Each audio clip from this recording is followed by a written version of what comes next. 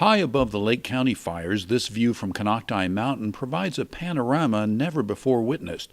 It's also a tantalizing preview of what will soon become a fire camera network across the North Bay, a first grouping of 8 high-definition cameras that will boost situational awareness, the ability to detect and respond to wildfire.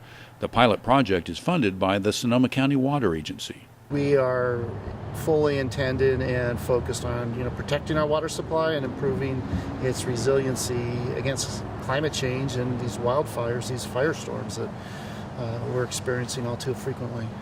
At this meeting, county supervisors heard details of and approved the initial network, funded by Sonoma Water to the tune of almost $500,000. We've always talked about what would happen if our watershed did burn over. And the idea that carbon is very, very difficult to get out of drinking water is very true. Government grinds slowly. The fact that 10 months out from the fires, we have fire cameras installed, that's like lightning speed for government. The cameras, part of an online network called Alert Wildfire, developed and administered by the University of Nevada at Reno, would initially provide overlapping views of the Lake Sonoma watershed, the critical water source for 600,000 people in the North Bay. The network would join a cluster of similar cameras around Tahoe, San Diego, and elsewhere in the state, all funded by a combination of governmental, utility, and non-governmental sources. Neil Driscoll, professor of geology and geophysics at UC San Diego, is among those working to get the system up and running. As firefighters are leaving and going in the field, they can have their iPhone or iPad and they can watch how the fire is progressing.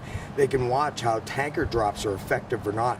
They can see where their people are and if the fire changes course. Having that camera network to be able to prioritize those fires means that the appropriate amount of resources get to the most significant fires.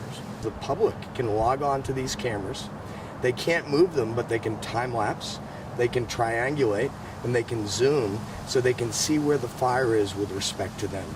And that gives them a lot of power.